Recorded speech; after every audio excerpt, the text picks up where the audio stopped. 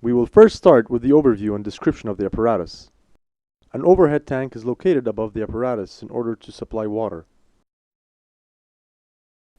By means of an overflow pipe, the water level in the tank can be constant. In this setup, 4 pipes of different diameters will be used. The 5th pipe at the bottom contains a series of bends, valves, and other fittings and is used to demonstrate minor losses. However, it will not be used in this experiment. Also, a flow regulating valve near the pipe outlet can be used to control the flow through the pipe. 2 manometers are connected to each of the 4 pipes at 2 tapping points. The left manometer is connected to the upstream tapping point, while the right manometer is connected to the downstream tapping point. Between each connection, a valve is used to connect the manometer tubes to the taps. Below the pipe outlets is a tank which is used to measure the flow by accumulating a certain volume over a known time interval. On the front side of the tank, a piezometer next to a graduated scale is used as a level indicator for the water surface level in the tank. Now we will make sure that the apparatus is set up properly before commencing the experiment. First, all flow regulating valves should be closed.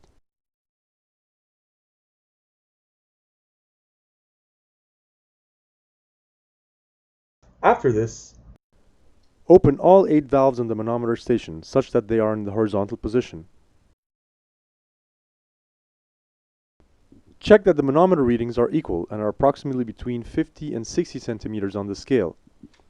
If not, please notify the teaching assistant to adjust the manometer levels.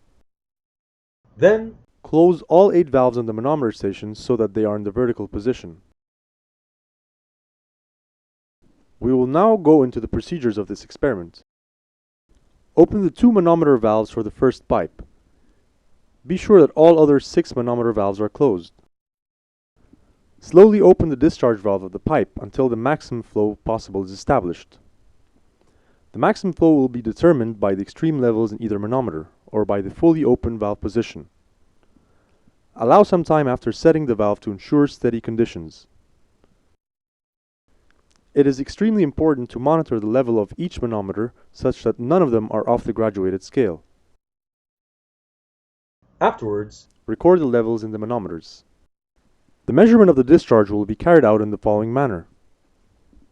Make sure you have a timer or stopwatch at hand. Lower the vertical metal rod using the wheel attached. Make sure that the rubber plug at the bottom of the tank is in a snug fit and will not cause the water to leak. Wait until the water level in the tank is at an appropriate depth and can be visible when looking at the piezometer on the side. Begin recording the time for a given rise in the water level.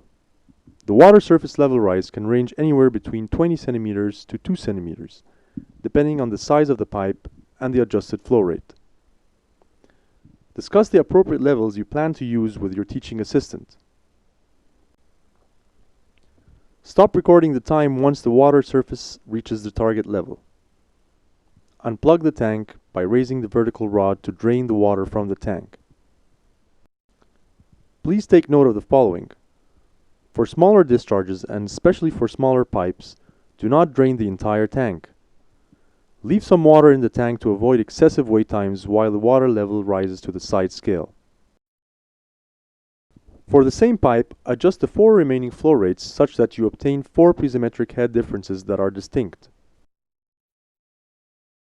Then, repeat all measurements for the levels in the manometers and discharge as demonstrated previously. After recording the measurements for the last flow rate, turn off the flow by turning the flow regulating valve clockwise. Wait sufficient time for the manometer levels to stabilize and return to the original and equal levels. Close the 2 manometer valves for the pipe being utilized. Now repeat the same procedure for the remaining pipes. Also, at some point during the experiment, record the temperature of the water. This concludes the procedures for this experiment.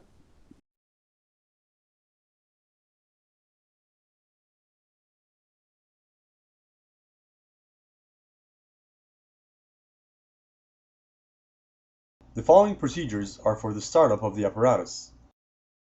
Make sure that all flow regulating valves of the 4 pipes are closed by turning them clockwise.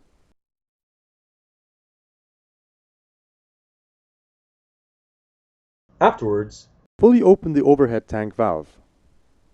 Please note that the installation of this valve is inverted. Therefore, in order to open it, it must be turned counterclockwise when you are looking at it from the bottom. Wait for a few minutes until there is a discharge from the overflow pipe. Throughout the entire experiment, make sure that the overhead tank is overflowing. This will ensure that the water supply head to the apparatus is always constant. Afterwards, open all 8 valves on the manometer station such that they are in the horizontal position.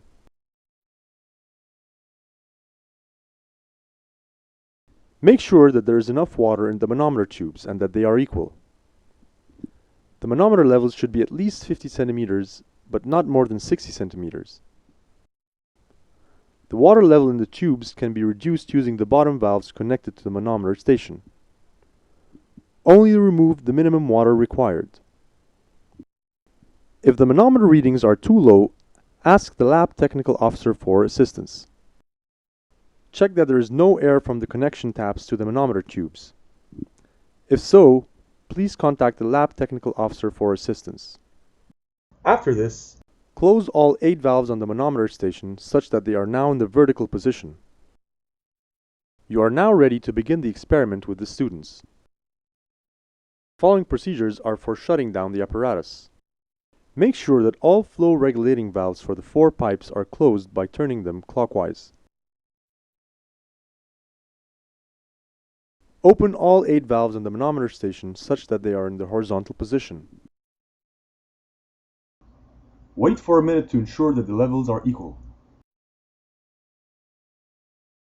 Close all 8 valves on the manometer station such that they are now in the vertical position. Fully close the overhead tank valve. Please note that the installation of this valve is inverted. Therefore, in order to close it, it must be turned clockwise when you're looking at it from the bottom. This concludes the procedures for shutting down the apparatus.